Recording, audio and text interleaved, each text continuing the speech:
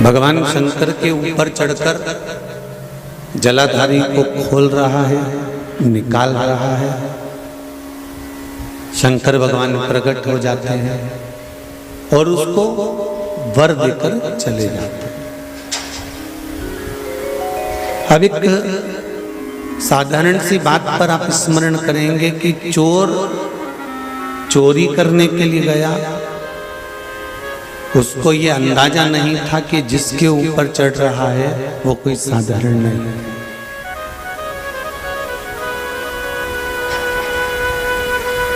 अंदाजा कब लगता है? जब हमको कुछ प्राप्त हो जाता, जब हमको कुछ मिल गया तब हमको अंदाजा लगा कि यहां से हमें प्राप्त हुआ है।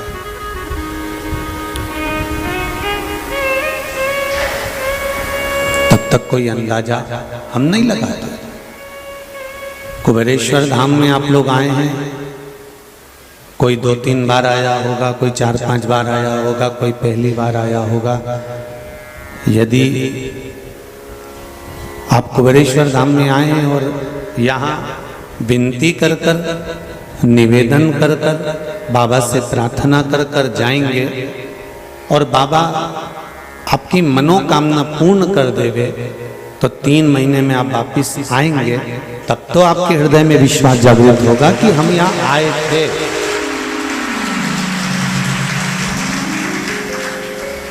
तब तो विश्वास जागेगा कि हम यहाँ पहुंचे थे और बाबा ने हमारी सुनी। और आए चले गए, इसीलिए कहते हैं एक होती है प्रार्थना और एक होता है ध्यान।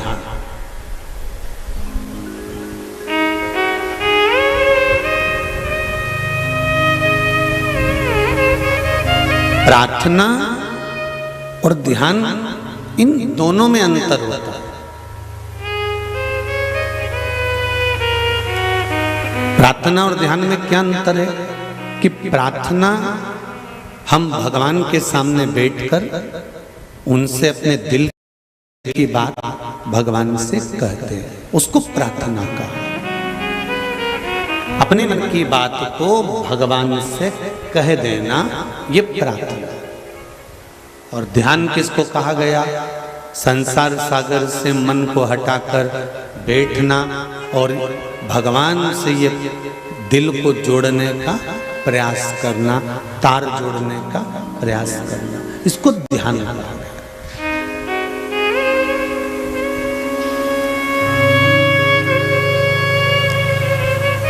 श्री उद्धव जी महाराज ने गोपियों को ये बात कही थी कि तुम गोपियों में कितनी गोपी हैं जो भगवान कृष्ण का ध्यान करती हैं। आप में से कितनी गोपियां हैं जो भगवान कृष्ण का ध्यान करती हैं? तो गोपियां हाथ जोड़ के बोली, ध्यान लगाने तो बैठती हैं पर हमारे घर का मक्खन लेके वो चले जाता है। तो ध्यान हम लगाते तो हैं पर हटकर, वो नंद बाबा का छोरा है ना कृष्ण, उसमें चला जाता है। हम बैठते तो हैं, ध्यान लगाने के लिए हम बैठे, नेत्र बंद भी कर लिया, साधना भी कर ली। कई जगह तुमने टीवियों पर भी देखा होगा, लोग ध्यान करने बैठते हैं, माइक पे बोलते रहते हैं, नेत्र बंद करो, कुंडली जागृत करो, भीतर देखिए, अंतर ध्यान करिए, स्मरण करिए, इंद्रियों को अपनी ओर खींचने का प्रयास करिए, परमात्मा के मिलन की ओर जाइए। सब कुछ करा,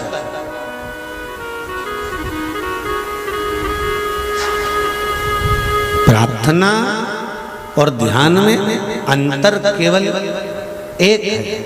प्रार्थना में भगवान के सामने बैठकर अपने दिल की बात कही जाती है और ध्यान में भगवान भले सामने ना हो, बैठकर इस हृदय के तार को संसार से हटाकर परमात्मा की ओर ले जाया जाता है।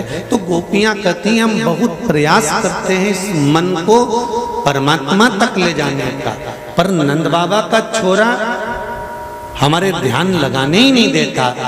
तो उद्धव जी ने कहा फिर तुम क्या करती हो? तो भगवान कृष्ण की बात को गोपियों ने कहा। गोपियां कहती हैं कि हमारा कृष्ण कहता है जब तुम्हारा मन ध्यान में ना लगे तो अपने दिल की बात प्रार्थना के रूप में मुझसे कह दिया करो, मैं स्वीकार करूं।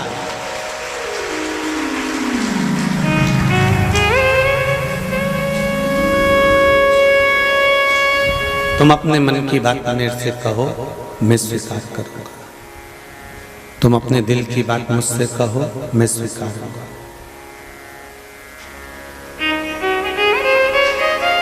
हम प्रार्थना के माध्यम से भगवान से अपने दिल की बात ही तो कहते हैं, अपने हृदय की बात ही तो कहते हैं।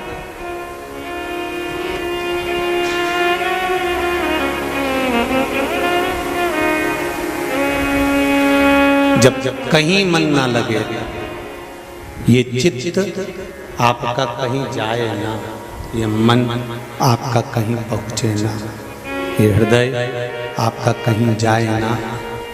बहुत प्रयास कर लिया आपने भी ध्यान लगाने का, आराधना करने का, जब नहीं लगे तब शिव महापुराण की कथा कहती है, फिर ध्यान मन ना लगे तो हाथ में पकड़ो एक लोटा जल और पहुंच जाओ देवाधिदेव महादेव के पास, और वहां जब जल समर्पित करो तो दिल से उससे प्रार्थना करना। शिव कथा कर रही है, प्रार्थना दिल की बात देवाधिदेव महादेव से कह रहे हैं, ये प्रार्थना।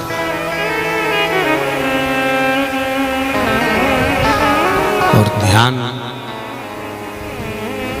लगाकर बैठ जाना पर परमात्मा से लगन लगी कि नहीं लगी, तार जुड़ा कि नहीं जुड़ा, ये नहीं मालूम।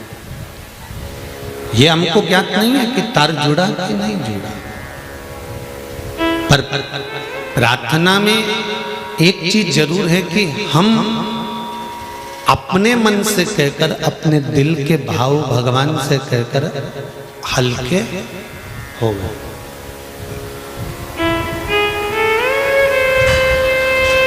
दिन भर की जो बात होती है ना, दिन भर का जो भाव होता है, पत्नी अपने पति से कह देती है।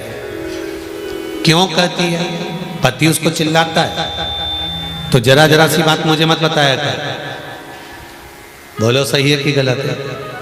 पति चिल्लाता है कि तू जरा जरा सी बात मुझे मत बताया कर, जरा जरा सा बात का टेंशन मुझे मत दिया कर, जरा जरा सी बात को लेकर मत बैठा कर, जरा जरा सी बात मुझसे मत कहा कर। पर जिसको वो ज्यादा मानती है, जिसको वो ज्यादा जानती है, जिसके प्रति वो पूर्ण समर्पित होती है, क्या वो उससे अपने दिल की बात नहीं कह सकती? अरे बोलो तो जम के, कह सकती है ना। तो पति का क्या फर्ज है? सुने,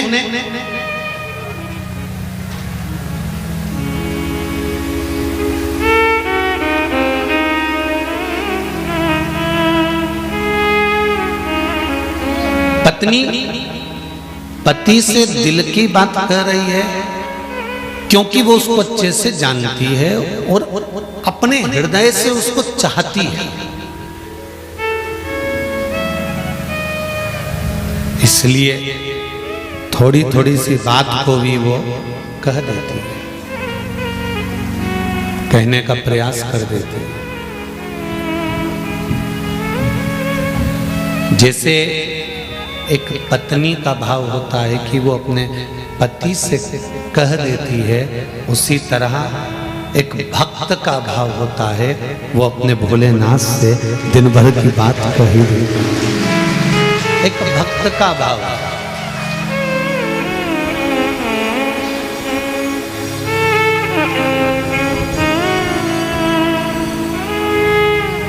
महाराज,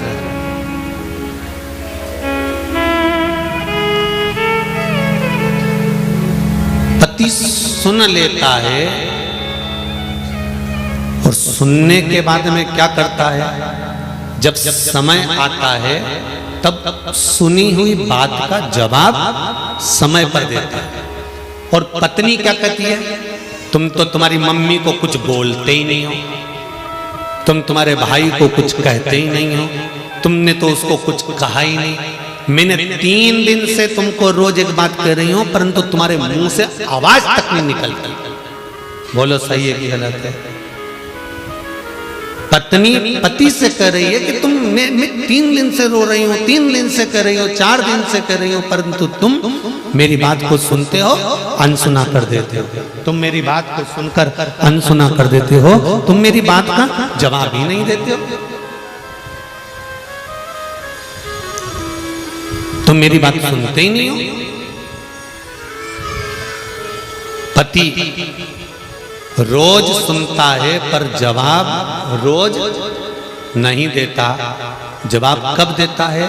जब समय आता है। उसी तरह तुम परमात्मा से रोज जाकर प्रार्थना करो, रोज जाकर निवेदन करो, पर परमात्मा भी रोज सुनेगा। पर चौका और छक्का लगाने के लिए एक बैटमैन भी इंतजार करता है, तो शंकर भगवान भी इंतजार करता है कि कब चौका और कब छक्का। रिटर्न नहीं आ रहा है भाई, कब चौका और कब छक्का लगाना।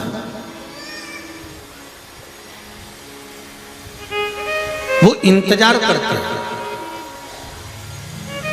भगवान भी इंतजार करता है कि कब मुझे इसको क्या प्रदान करना है, कब मुझे इसको क्या देना है। थोड़ा समय का इंतजार करो, थोड़ा सा इंतजार करना पड़ेगा, फिर जब समय आएगा तो भगवान खुद उपत कर कुछ ना कुछ दे देगा। तो प्रार्थना में और ध्यान में अंतर है। प्रार्थना में हम दिल की बात महादेव से करें,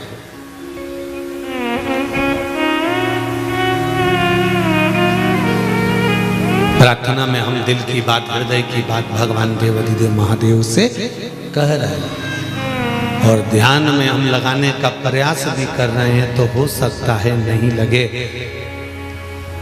ध्यान नहीं लगा, परमात्मा नहीं मिला, पर प्रार्थना में कहकर छोड़ दिया, प्रार्थना में कहकर दूर हट गए।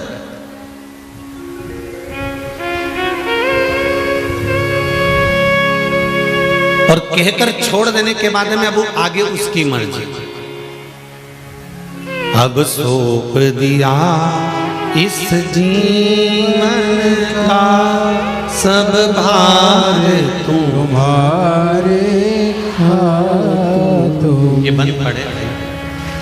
अब सौंप दिया इस जीवन का सब भार तुम्हारे हाथों में, हे हार तुम्हारे हाथों में और जीत तुम्हारे हाथों में। हम दिल की बात भगवान देवाधिदेव महादेव से कहकर छोड़ देते हैं कि अब तुम्हारी मर्जी, अब तुम करो मत।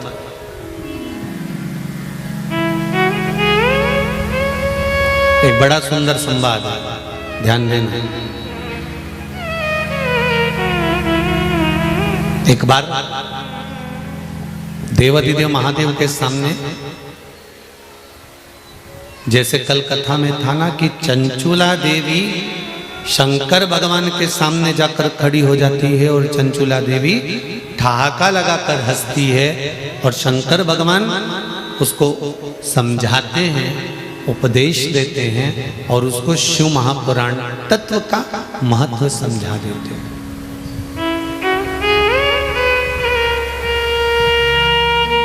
उसी तरह जिस नंदी पर भगवान शंकर बैठकर जाते हैं, उस नंदी की धर्म पत्नी जिसका नाम है सुयशा।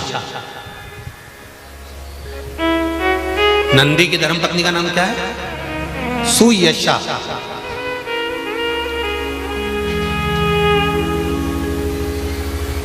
ये सुयशा नंदी की धर्म पत्नी एक बार नंदी से कहती है, स्वामी मृत्यु लोक पर आप भगवान शंकर के साथ में नित्य प्रति रहते हैं, शिव जी के साथ आप भ्रमण करते रहते हैं, पर मेरा मन है कि आप शंकर भगवान के साथ में रहें। शंकर भगवान का जहां शिवालय रहे उस जगह पर तुम भी विद्यमान रहो, तुम भी विराजमान रहो। मेरा मन है कि मैं आपको देवाधिदेव महादेव के चरणों में देखना चाहती हूँ, हर पल, हर घड़ी, हर क्षण।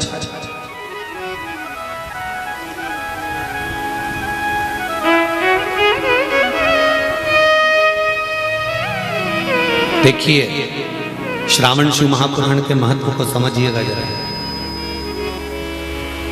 श्रावण शिव महापुराण के महत्व को समझिए और श्रावण शिव महापुराण के इस महत्व को जानने का प्रयास करिएगा कि भगवान शंकर के संवाद में भगवान शंकर के चरणों का स्मरण सुयशा कैसे करती है। और सावन के महीने की पूजन कर कर सुयशा अपने पति नंदीश को, अपने पति नंदी को ऐसा आशीर्वाद दिला देती है जिसके कारण शंकर भगवान के मंदिर में नंदी भी विराजमान हो जाता है। जैसे शिव की पूजन होती है वैसे नंदी की, जैसे शंकर भगवान की पूजन हो रही है वैसे नंदी की पूजन।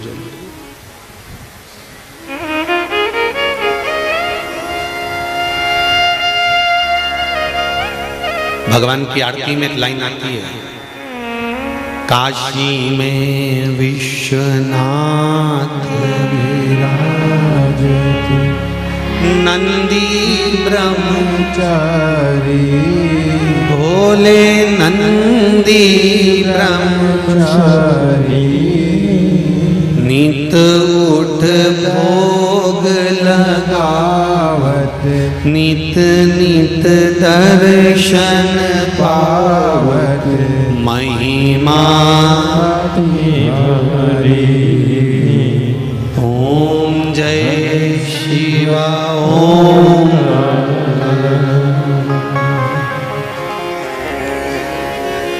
ध्यान दीजिए ना जरा, कल कथा में कहा था आधा भार पति उठाता है और आधा भार, जम के बोलो, धर्म पत्नी उठाती है। आधा भार पति उठा रहा है, आधा भार धर्म पत्नी उठा रही है। पति कभी इस अंदाजे में मत रहना कि तुम अकेले के बल पर तुम उन्नति की सीढ़ी पर चढ़ रहे हो।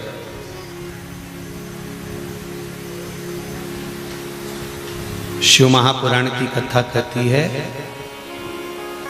नारी और पुरुष का आधा शरीर पुरुष का स्त्री का होता है और आधा पुरुष का होता है।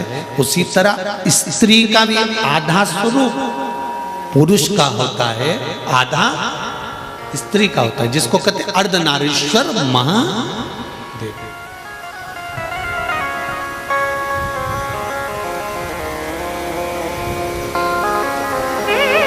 आधा भार नारी उठा रही है, आधा भार पुरुष उठा रहा है, आधा भार पति उठा रहा है, आधा पत्नी उठा रही है। पति की उन्नति की सीढ़ी में उसके व्यापार की उन्नति हो, चाहे उसके वैभव की उन्नति हो, उसकी उन्नति की सीढ़ी में उसकी धर्म पत्नी का भी आधा अंश रहता है।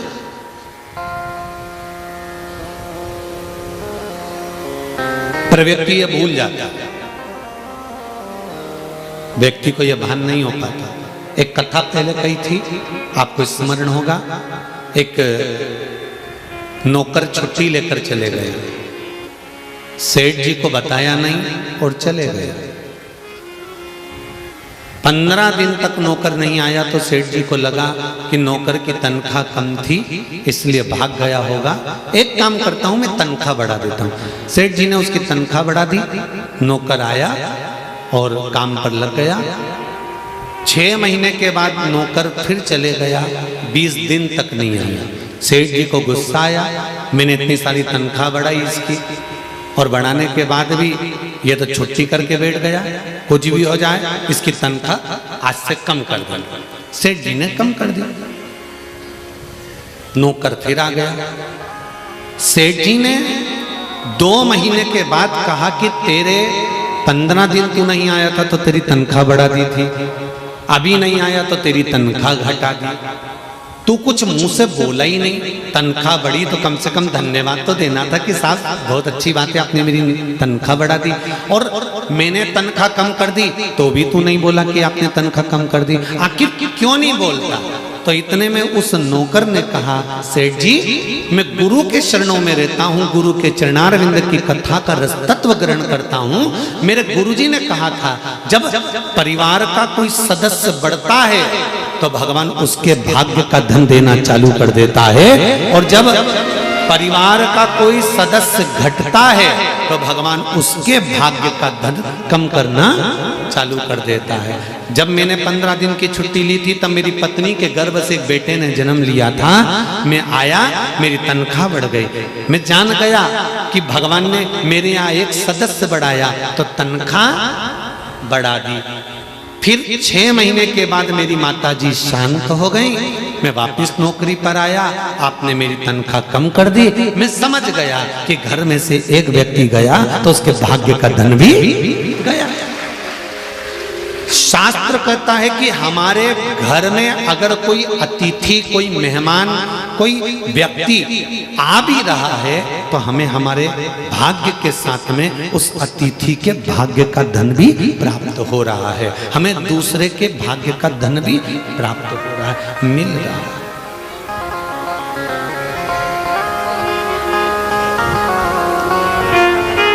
पति ये ना सोचे,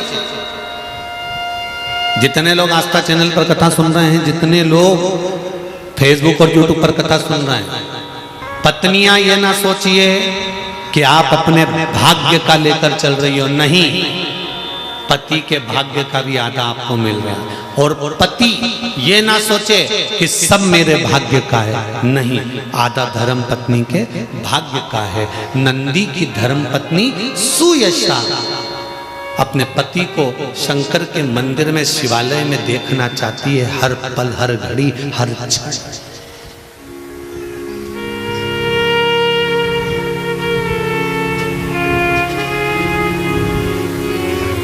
मेरा विश्वास कहता है दुनिया की कोई धर्म पत्नी ऐसी नहीं होगी जो पति को मय खाने में देखना पसंद करेगी। दुनिया की कोई पत्नी ऐसी नहीं होगी जो पति को मदिरा की दुकान पर देखना पसंद करेगी।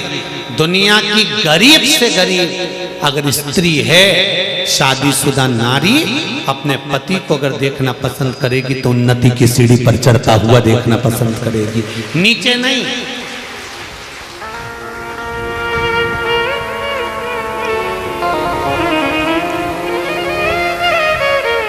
एक धर्मात्मा धर्मपत्नी पति को सत्संग में, मंदिर में, देवालय में, अनुष्ठान में, पूजन में, पाठ में, यज्ञ में, अनुष्ठानों में बैठा देखकर प्रसन्न होती है। और वो तो कहीं कहीं की ऐसी जगदम्बा होती हैं जिनका पति अगर पूजन करने जाए, मंदिर जाए, तो जगदम्बा का मुंह फूल जाता है। तुम्हें जब देखो जब मंदिर, जब देखो जब कथा, जब देखो जब सत्संग, जब देखो जब सीओर, जब देखो जब यहाँ, जब देखो जब उज्जैन, जब देखो जब ओमकारेश्वर, जब देखो जब केदारनाथ। कभी मुझको लेकर गोवा तो गए नहीं।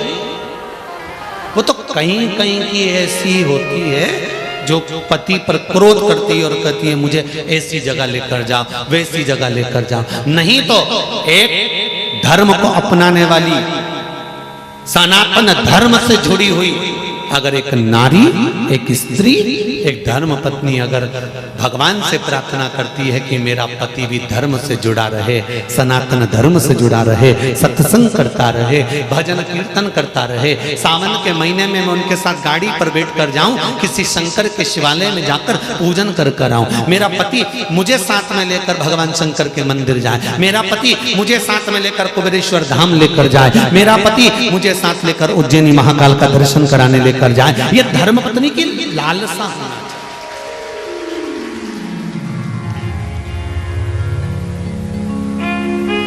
वो तो कहीं कहीं की होती है ऐसी, हम सबकी नहीं कह रहे हो, वो तो कहीं कहीं की एक भारी होती है। जिसको पूजन पाठ से कोई मतलब नहीं होता, उसको पूजन पाठ से कब मतलब होता है? जब उसके शरीर में कोई भारी रोग हो गया, तब कहेगी अब मैं भगवान के मंदिर जाऊंगी। ये उसी में का हाल है जिसके मुंह में बत्ती सी नहीं होती। चने खाना है तो पहले बत्ती सी फिट करता है, फिर जम के तो बोलो, चने खाता है उसके बाद फिर निकाल के रख देता है।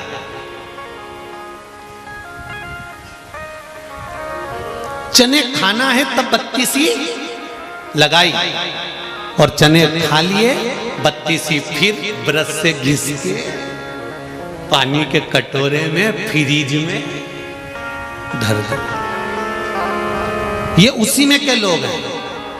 जब भगवान से काम पड़ता है, शरीर में रोग आ गया, बीमारी आ गई, कोई टेंशन आ गया, कोई घाटा लग गया, कोई दुख आ गया, तो ये बत्ती सी नहीं लगाए चने खाते समय फिर निकाल के रख दें। दुनिया के लोग ऐसे ही हैं। जब तकलीफ आती है तब महादेव के चरणों में जाकर खड़े हो जाते हैं और काम निकला महादेव को, काम निकला फिर बोल काम समा फिर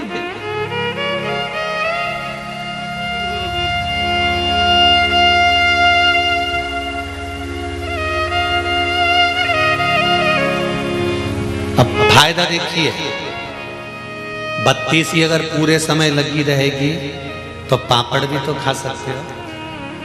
बत्ती सी पूरे समय लगी रहेगी तो मूंगफली का दाना भी खा सकते हो। और बत्ती सी अगर पूरे समय लगी रहेगी तो काजू और बादाम भी खा सकते हो।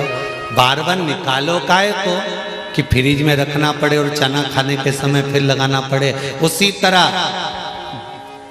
एक बार काम हो गया, काम होने के बाद भगवान को फिर भूल गए, फिर काम हो गया, फिर दुख आया, फिर पहुंच गए। उससे अच्छा है सारी समस्या का हल एक लोटा जल प्रतिदिन हम लगा कर रखे, बत्ती सी प्रतिदिन जाते रहे। पहला दिन और सुयशा नंदी को बिना बताए, नंदीश्वर को बिना बोले,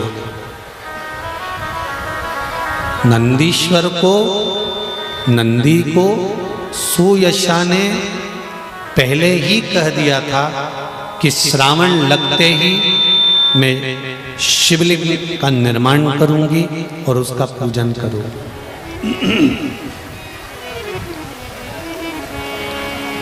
शिवलिंग का निर्माण करूंगी और मैं शंकर भगवान का पूजन करूंगी।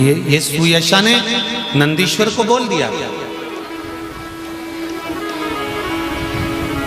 शंकर के मंदिर जाने से पहले, शंकर भगवान का स्मरण करने से पहले, शंकर भगवान का पूजन अभिषेक करने से पहले ये हमारा फर्ज है कि हम घर के बड़ों को, पति को, पत्नी को, माता पिता को ये बात कह दें कि कल से श्रावण का महीना लग रहा है, मैं व्रत करूंगी, पूजन करूंगी, या मैं शंकर जी के मंदिर जाऊंगी, या मैं शंकर भगवान का स्मरण करूंगी, या मैं बेलपत्र समर्पित करूंगी, या मैं शंकर भगवान को दिया लगाने जाऊंगी, या अनुमोदन करने जाऊंगी। ये अपने हृदय से, अपने चित्त से, अपने मन से आप कहते हैं। शंकर भगवान की पूजन छुपाकर कभी नहीं करेंगे। कोई गलत काम करने थोड़ी ना जा रहे, कहां जा रहे? एक जैसे ये अशोक गिरी जी गोस्वामी कोलार रोड वाले, भोपाल वालों ने कहा ना कि शंकर को मैंने पिता मान लिया है और मैं उनका पुत्र हूं। आता हूं वो कुछ ना कुछ मुझे देकर भेज देता है। पहले भी कहा था पिता की गोद में बैठोगे खाली नहीं उठोगे, या तो वो जेब का पेन दे देता है या 5 रुपए निकाल कर बाप अपने बच्चे को, पोते को देकर भेजता। अपने पोता पोती को दादा भी गोदी से ऐसे ही नहीं उठा देता। अपनी गोदी से माता पिता भी बच्चे को ऐसे ही नहीं उठा देते। कुछ ना कुछ देकर भेज देते।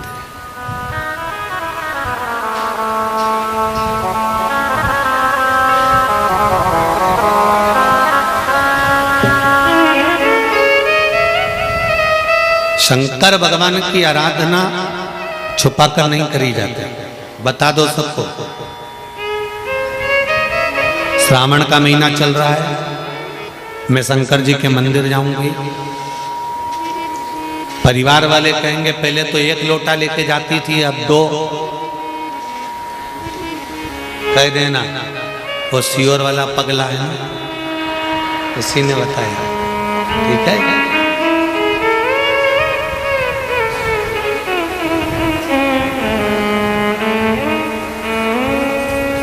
क्या होगा 2 लोटे से? तो उसको कह देना दिन में ड्यूटी करो और रात की भी ड्यूटी करो, तनख्वाह डबल मिलती कि नहीं मिलती? अरे बोलो तो जम के, मिलती है ना। कभी कभी शरीर में कोई ऐसा रोग आ जाता है जिस रोग को मिटाने के लिए डॉक्टर भी 2-3 तरह की गोली दे देता है। तो मरीज पूछता है क्या ये 2-3 गोली रोज खाना पड़ेगी?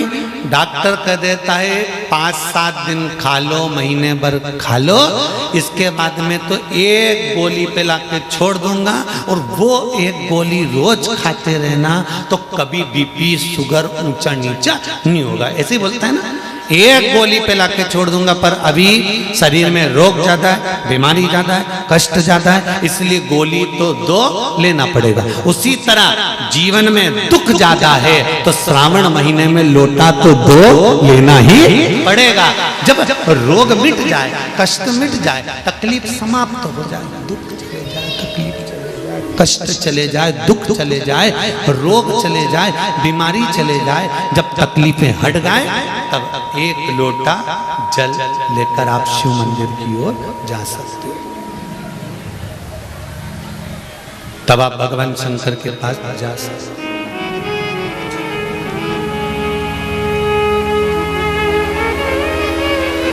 तब आप भगवान देवादिदेव महादेव के चरणों में जा सकते हो। अभी कितना लेकर जाना है? अरे जम के तो बोलो। पूरे सावन के महीने में कांवड़ जैसा जल, और 2 हाथ में लेकर नहीं जा सकते तो लोटे के ऊपर कलश पर कलश।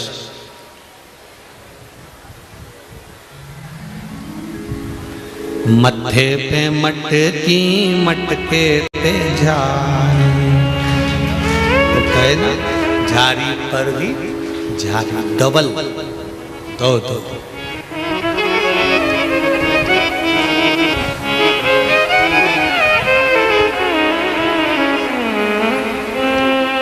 महाराज परिवार वालों से छुपाना नहीं है कि हम शंकर भगवान की कैसी आराधना कर रहे हैं। परिवार वालों को बताकर जाना कि हम शंकर भगवान के मंदिर जा रहे हैं। परिवार वालों को बताकर जाना कि मैं महाकाल राजा के दर्शन करने जा रहा हूं। परिवार वालों को बताकर जाना कि मैं काशी विश्वनाथ का दर्शन करने जा रहा हूं। परिवार वालों को बताकर जाना कि मैं शिव का स्मरण करने जा रहा हूं। छुपा कर नहीं।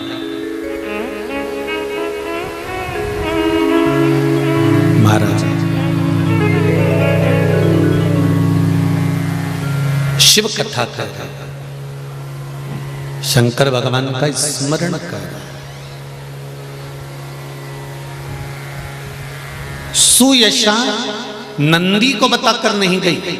हाँ, 1 दिन पहले नंदी को कह दिया था कि मैं श्रावण का महीना लगते ही शिवलिंग का निर्माण करूंगी, उसका पूजन करूंगी, उसकी आराधना करूंगी, उसकी चाकरी करूंगी। और मैं चाहती हूं ये आराधना, ये चाकरी मैं अपने लिए नहीं कर रही।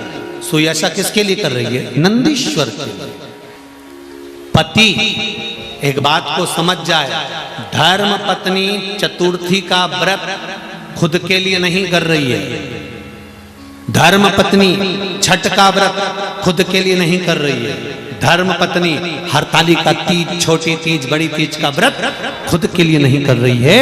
धर्म पत्नी अगर कोई व्रत तप साधना कर रही है तो वो अपने पति के लिए कर रही है कि उसकी उम्र बढ़े और वो जीवन में आगे बढ़े, उसको यश की प्राप्ति, उसे यश। महाराज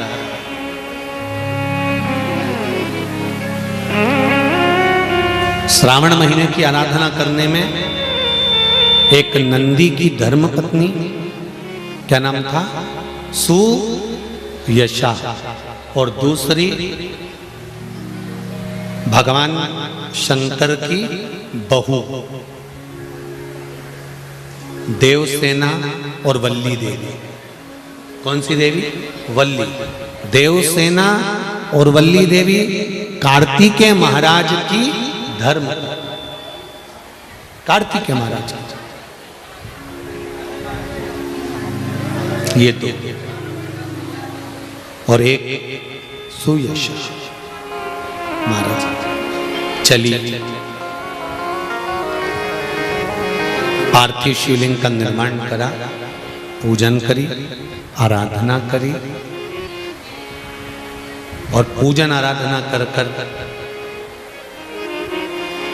सुयशा भगवान शंकर से रोज प्रतिदिन प्रार्थना करती है, प्रतिदिन प्रार्थना करती है, प्रतिदिन निवेदन करती है, प्रतिदिन चरणों को नमन कर कर विनती करती है, प्रतिदिन। शंकर भगवान के मंदिर में श्रावण महीने में अगर जल चढ़ाने के लिए जाओ, वापिस जब लौट कर आ रहे हो उस समय पर शंकर भगवान को एक बार पीछे से मुड़कर देख कर फिर विनती कर कर वापिस चल दो। वापिस एकदम जल चढ़ाया, कलश लिया, धड़ धड़ धड़ धड़ धड़ धड़ घर के साइड नहीं जाना है। जाते जाते भी एक बार फिर उससे निवेदन करते हुए चले जाना कि बाबा तेरी शरणागति में आकर पड़ी हूँ, तेरे चरणों में आकर पड़ी हूँ, तू कृपा करेगा, तू दया करेगा, तेरी कृपा होगी तो मैं पुनः फिर तेरे मंदिर में आकर विराजमान होंगी, तू कृपा करेगा तो तेरी कृपा बिना न हिले एक भी लेते हैं श्वास, तेरी कृपा से तनो तनो। तेरी कृपा होगी तो ये कार्य होगा।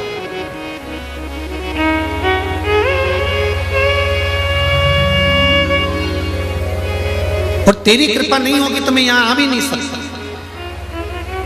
ये तेरी करुणा से मैं यहां पहुंची हूं, तेरी दया से मैं यहां आया हूं और तेरे बल पर यहां पहुंचा, तेरे बल पर। महाराज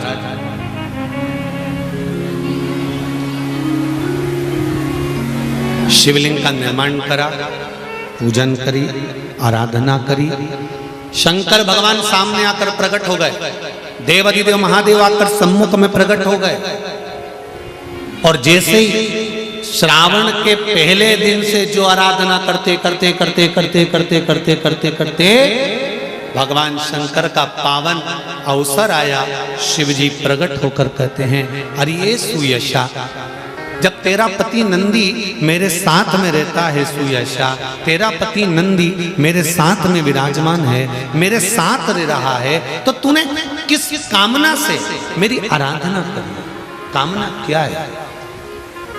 तुमको बड़ा दो भाई, कामना क्या है ये बताओ।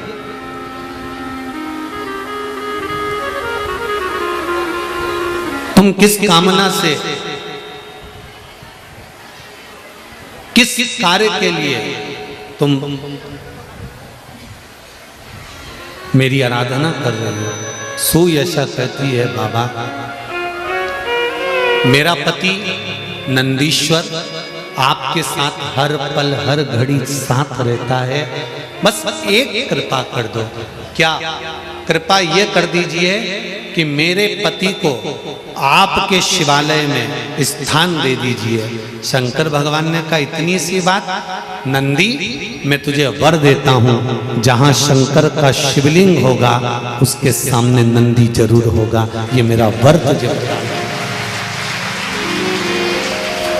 श्रावण के महीने में चढ़ाया गया जल कभी खाली नहीं जाता। जी जी याद रखना।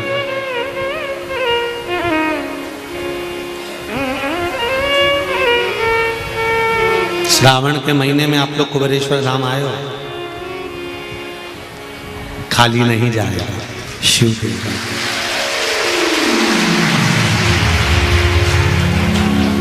एक लोटा जल भरकर आपने कुबेरेश्वर बाबा को चढ़ाया है, एक लोटा जल भरकर आपने कंकर शंकर को समर्पित करा है, एक लोटा जल भरकर भगवान शंकर को समर्पित कर कर जा रहे हो, तो ये अंदाजा लगा कर रखना कि खाली नहीं जाएगा। इसका नाम कुबेरेश्वर महादेव है। जरा विचार करिए, इतना बड़ा टेंट गिरा, अगर यही टेंट दिन में गिरता तो ना जाने कितनों को ले बैठता, पर तलवार के घाव को उसने सुई पर ले लिया था। वो कहते हैं ना, बड़े घाव को भी थोड़े पर निकाल देता है, वो कुबेरेश्वर महादेव है, वो महाकाल राजा है, कोई साधारण नहीं हो सकता, सहज नहीं है। कहा सुयशा नंदी को मैं वर देता हूं कि वो मेरे मंदिर में विराजमान होगा, मेरे सम्मुख में विराजमान होगा। और जितने भी लोग शंकर के मंदिर में जाते हैं, मैं उनसे एक निवेदन करना चाहूंगा, जितने लोग शिव के मंदिर में जाते हैं, आस्था चैनल के माध्यम से, फेसबुक यूट्यूब के माध्यम से जितने लोग कथा सुन रहे हैं, उन सबसे निवेदन करना चाहूंगा कि भगवान शंकर के मंदिर में नंदी को देखकर हमें कुछ सीखना चाहिए कि नंदी मंदिर के अंदर है, उसकी दृष्टि, उसके नेत्र शंकर भगवान की ओर है। तो मंदिर जाने वालों को नंदी सीख देता है कि जब भी मंदिर में आओ, मेरे जैसे आना, जैसे मैं शंकर को देखता हूं उसी को देखकर जाना, संसार को नहीं। नंदी सीख देता है कि मेरे जैसे बनना मंदिर में आने के बाद। शंकर के मंदिर से, शंकर के शिवालय से, मेरे भोलेनाथ के मंदिर से सीख मिलती है कि नंदी शंकर भगवान को ताकता रहता है, देखता रहता है। कभी तुमने किसी नंदी का फोटो नहीं देखा होगा जो भगवान शंकर सामने है और नंदी यूं मुड़ के देख लिया, देखा? पर तुम जितने नंदी की बहनों बैठी हो ना, और जितने नंदी के भाई लोग बैठे हैं, ये जब जब शंकर के मंदिर जाएं और भगवान के अभिषेक चल रहा है, ये जल चढ़ा रही है, इतने में कोई आवाज लगा देना, नमामि शंशान निर्वाण रूपम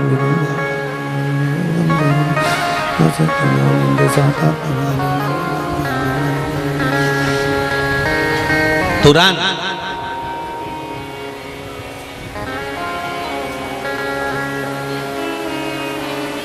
और अगर नंदी ऐसा करता तो शंकर भगवान के मंदिर में जो नंदी है वो ऐसा करता तो तुम जल चढ़ाने आई और तुमने घंटी बजाई और बजाते से नंदी पीछे पलट के देख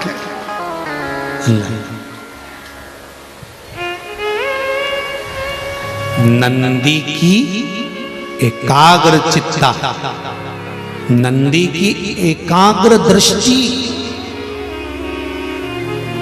सिद्ध कर देती है कि महादेव तुमको प्राप्त जरूर होगा, ये निश्चित है। ये नंदी की एकाग्र चित्ता करती है, नंदी की एकाग्र दृष्टि करती है कि शिव मिलेगा, ये निश्चित है। शंकर प्राप्त होंगे, ये निश्चित है। शिव मिलेंगे, ये निश्चित। शंकर मिलेंगे, ये निश्चित। प्राप्त होंगे, ये निश्चित।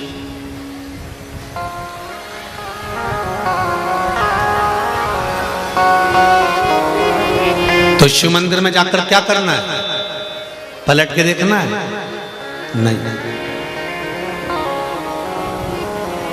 अभी आपको कथा में कहा था कि शंकर जी को जल चढ़ाने के बाद जब तुम निकल कर जाओ तब शिव को पलट कर देते। क्यों? हो सकता है पूजन करते समय, जल चढ़ाते समय, आराधना करते समय, दिया लगाते समय, भगवान को भोग लगाते समय हमको थोड़ा सा अहंकार आ गया हो कि मैं आती हूँ, पोछा लगाती हूँ, कितनी गंदगी करके रखते हैं सब, वो तो मैं नहीं आऊँ तो पोछा ही नहीं लगे, मैंने साफ करा, मैंने दिया उठा कर रखा, मैंने बेलपत्री उठा कर रखी, मैंने ये कार्य किया। नहीं, तुमने यह कार्य नहीं करा। शंकर भगवान ने अपनी सेवा के लिए तुमको छांट कर रखा। इसका अहंकार नहीं होना चाहिए, इसका गौरव उत्पन्न होना चाहिए।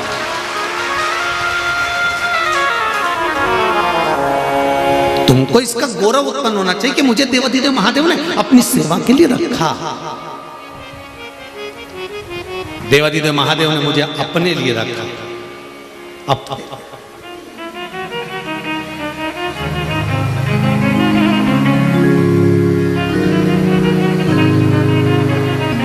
महाराज